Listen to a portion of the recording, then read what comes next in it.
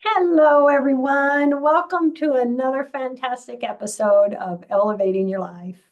I am thrilled to share with you today an amazing lady who has accomplished so much and does so much for others. We have with us today Marianne Pestana. She is an accomplished literary publicist, radio host, and marketing strategist. Host of the award-winning Moments with Marianne radio show on KMET, she collaborates with authors to craft personalized publicity strategies that elevate their profiles, drive book sales, and secure media coverage. With over 20 years of experience, Marianne combines her publishing expertise, social media innovation, and tailored outreach to turn authors into best-selling successes. Known for her dedication, Marianne has helped clients achieve bestseller status, win prestigious awards, and build impactful platforms. Marianne, thank you for joining us today. Oh my goodness, what an honor it is to spend this time with you, Paula. I'm so overjoyed that we get to be here together. Me too. I am honored also. This is so fun. Oh, well, let's start with, would you like to share a little of your background and what got you involved in the literary publicity field? It's interesting that it was all one big, like a mistake in many ways. I'd been in sales for quite some time, was highly successful in sales, was a VP of sales for an insurance company, and had thousands of people that I trained and was mentoring and teaching them how to be successful. And I got burnt out. I was like Southern fried, burnt out, couldn't take it anymore. So I took a hiatus, went to Colorado, rented a cabin in the Rockies with my dog, which is loving life. And I ran into a friend, and he's so funny. He's telling me, he's like, Marianne, you can sell ice to Eskimos. Let's go ahead and I would love for you to help me with he had a hybrid publishing firm at the time. He's like, I'd love for you to help me with this. And things just took off from there. So I worked with him for, like, gosh, it's like 4 years, in working with different projects, and then just decided, you know what, I really like this and I'm pretty good at it. So I'm going to keep doing it.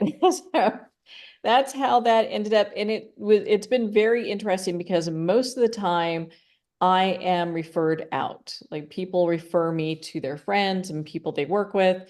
So most of the PR for my business wasn't really about that. It's always been about putting the author or the speaker, putting them on the pedestal, because the business has kind of taken care of itself. And that part has Yeah. been a real blessing in many, many ways. Yeah. And I know, and I experienced it in my restaurant business. Word of mouth was my biggest Hmm. way of, getting business and customers. Word of mouth, having others refer you and do so much. And that's a huge compliment to you, Marianne. That's a huge Oh, compliment. well, thank you. Yeah, it's interesting. You just do what you love and things kind of unfold. And I had no idea at the time when I said yes to my friend for helping him out with, to sell books, that it would turn into the business that it is today. And I've been doing this now for 20 years. I love the work that I do. And it's all my previous experience has really kind of led me to being able to do the work that I'm doing today. So Oh, I it's love been a it. I love it. blessing. So what would you say is the difference between book publicity and just general marketing? How is it unique? Well, so with book publicity, it is really more focused on it's so nuanced. There's so many things to consider. So some authors are very concerned about, well, I want to hit a number one in this category, that category. And then the marketing aspect of it is completely different as well. So when we look at the marketing, a lot of times people don't have anything in place. They don't have social media.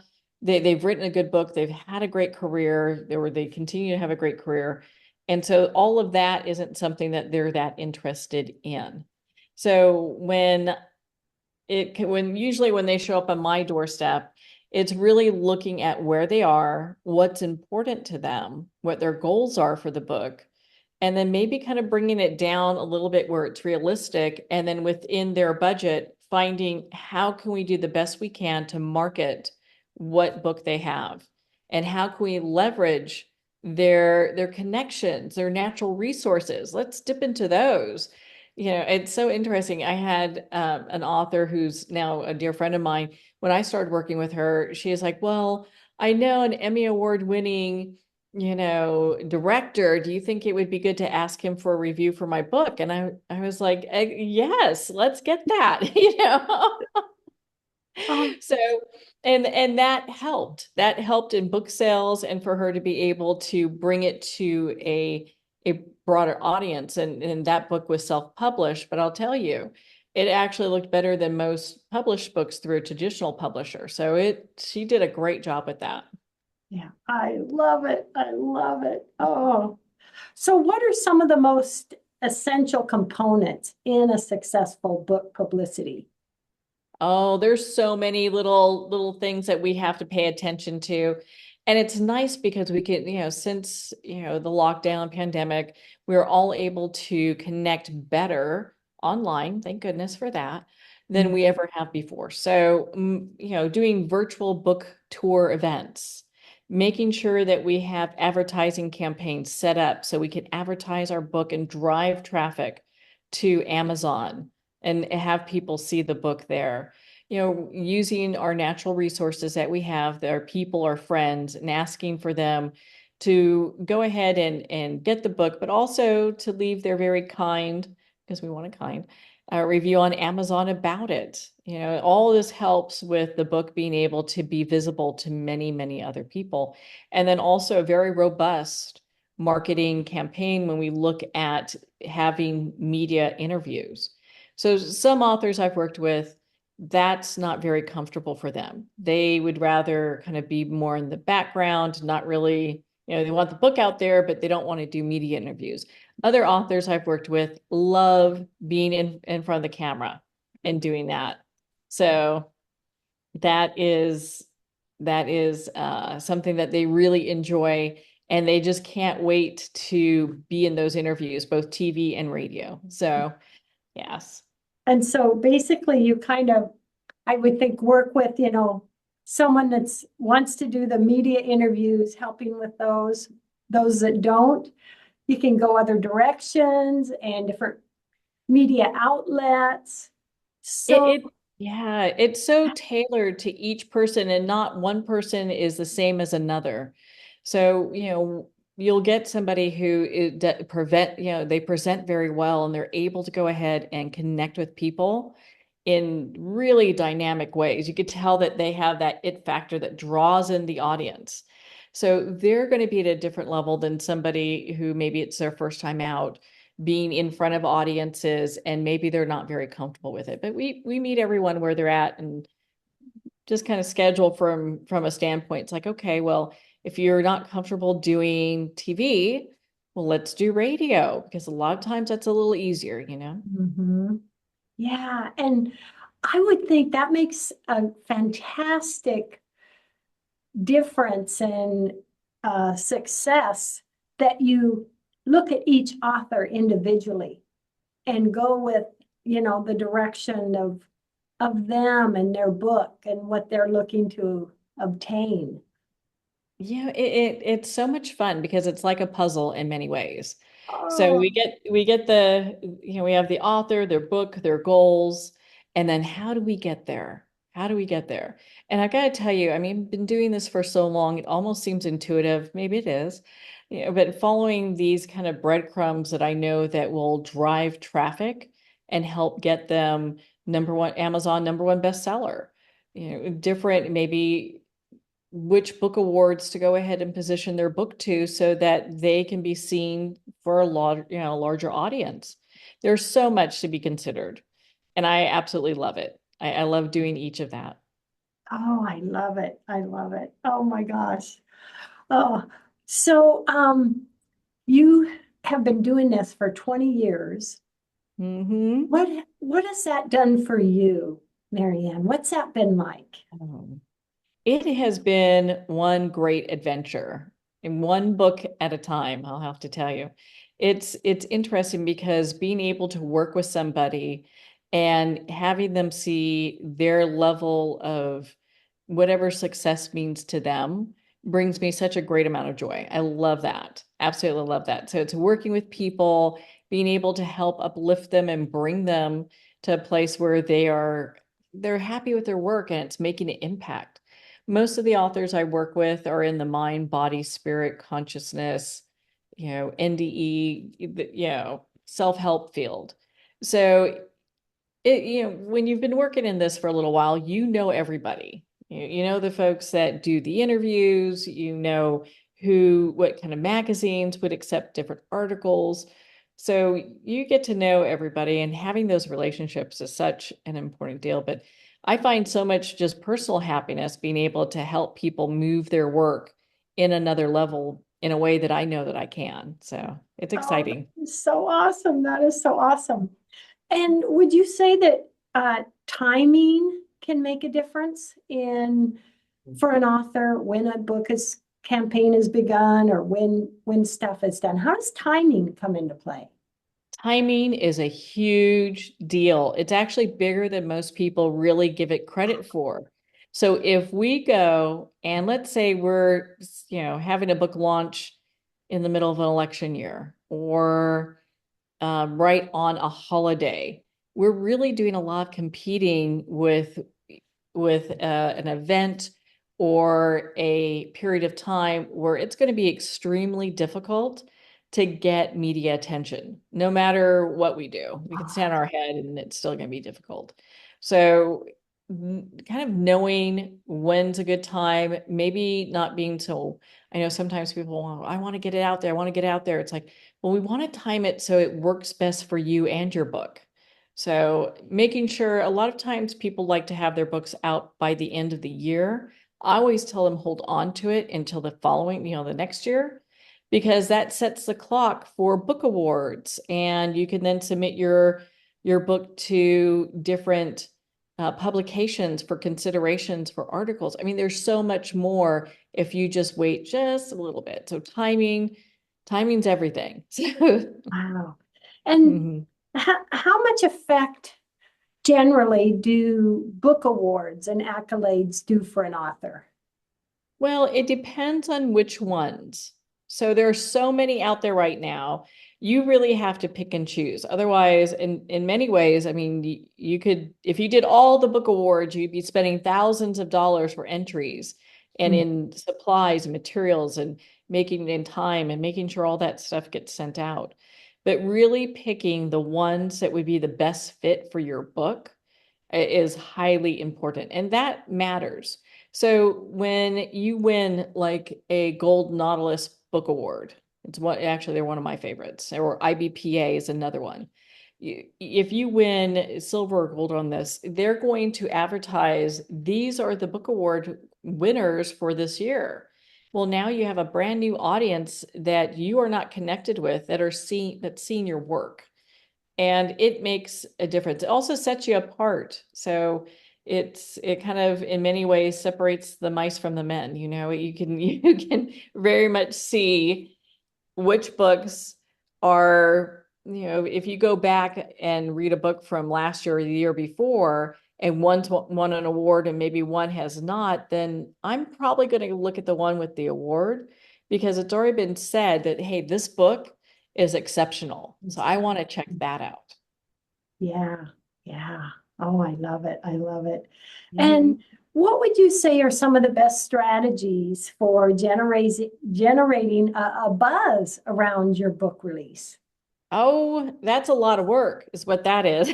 Oh, But it's fun. So, a lot of times ahead of time, it's gaining that audience and letting your friends and family and people that follow you, let them know that, hey, you have a book coming out in like 3 months. Usually 3 months ahead of time is a really good time to start doing that.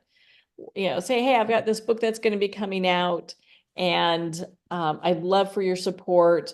Get people tuned in to when that's going to happen.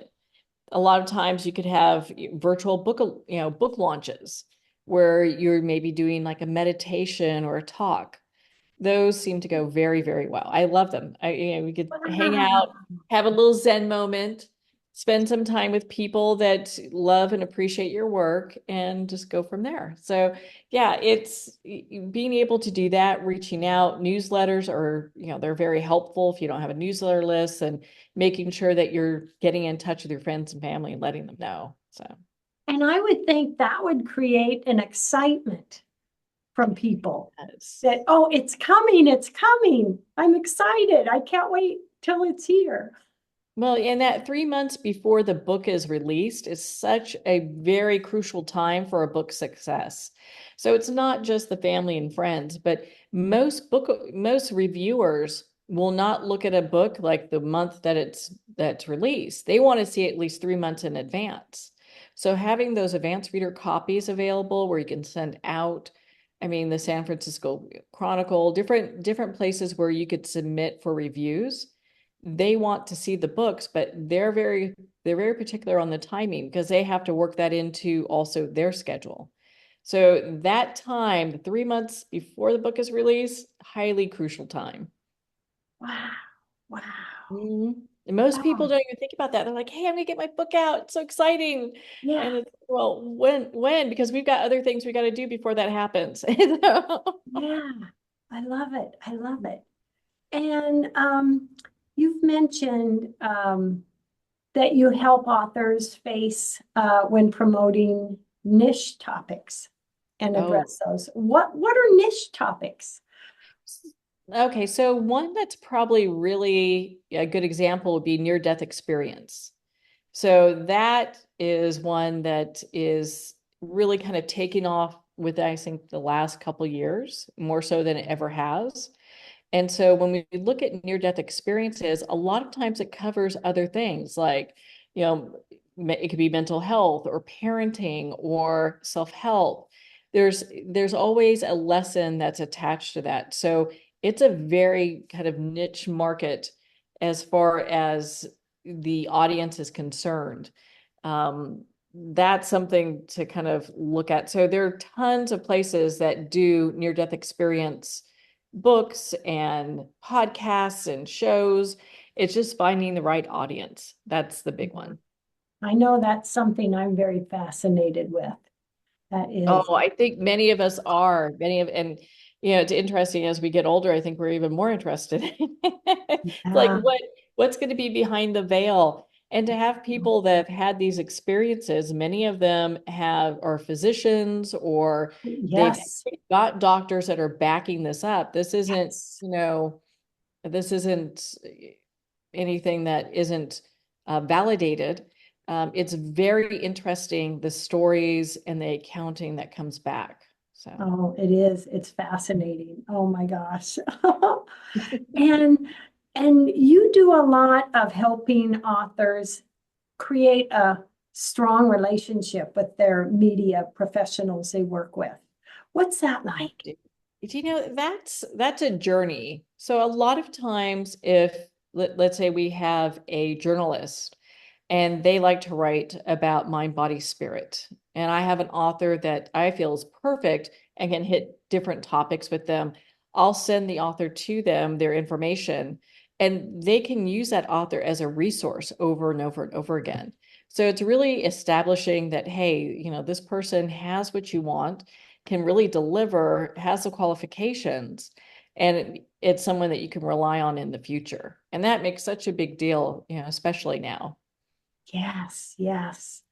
And when you're working with an author, can they, work with you, have what you're doing, plus also pitch themselves and Well, things like that's that? kind of a little bit of a tricky area. So typically, if an author is working with me, they no longer do any of the pitching. They don't pitch themselves. I don't care if it's cousin Louie that has a station. They really go through us. And the reason being, it keeps things, number one, more professional.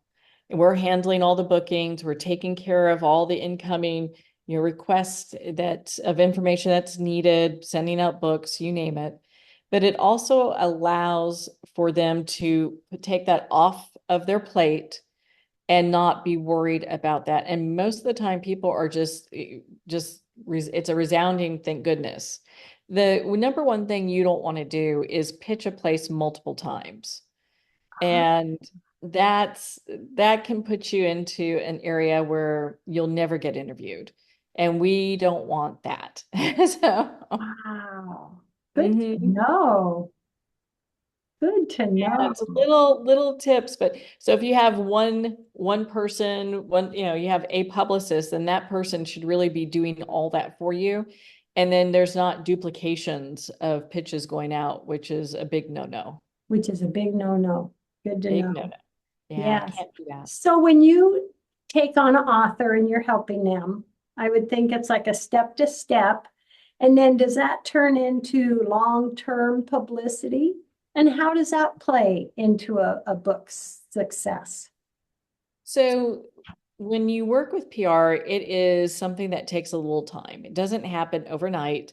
Usually the first 3 months is sending out books to reviewers, making sure that they have the book, getting reviews for the book, making sure that we do that. So there's multiple campaigns that are happening within that 3-month period. When the book is released, we already have interviews that are booked for the author to go ahead and do from that month forward. So it could be months. A lot of authors I work with will go ahead, usually will be in a 6-month contract to start. And then they can decide if they want to extend it. Most of the people I've been working with for years. So I have one client, I think we're going on our 10th year now working together. And when you have that really good established relationship with somebody, you kind of want to keep it. You want to treasure that, you know? Yes, yes, I love it. I love it. So, what advice do you give to someone that's interested in working with a team and, and also share your website, how they could maybe look at what you do and connect and learn more and connect with you. But what advice do you have for them that someone that just wants to take that step? Well, I would say start with a discovery call. And a lot of times that helps to kind of flesh out goals and if we're fit to work together. So it really will identify the key points of what the author wants to accomplish and what we could provide. And a lot of times it will cross paths with other things. A lot of the authors I work with, we also book speaking engagements for them, at different locations. So we just recently booked one at Shambhala out in Colorado. And so these events are part of what the campaign is, the ongoing campaign for the author is being able to do workshops and things like that. So it really depends on what their goals are, what they're looking for. And best place to start would be my website, mariannepestana.com, and just reach out to me. Usually book a 15-minute time where we can talk and learn more about not only the author and their book, but what their goals are. Again, big deal. And if we can work together, and most of the time, if it's in the mind, body, spirit, consciousness, NDE, those kind of categories, definitely. We have I love working with folks in these categories. It's so much fun. Love it. I can imagine just how fun it is. And you're doing so much for so many authors and helping them and bringing their books to people to read. And oh, wow, I love it. Well, Marianne, we have a few minutes left in the show. What last message do you want to give everybody today? Well, if you have a book and you have always wanted to get it out there, I say do it.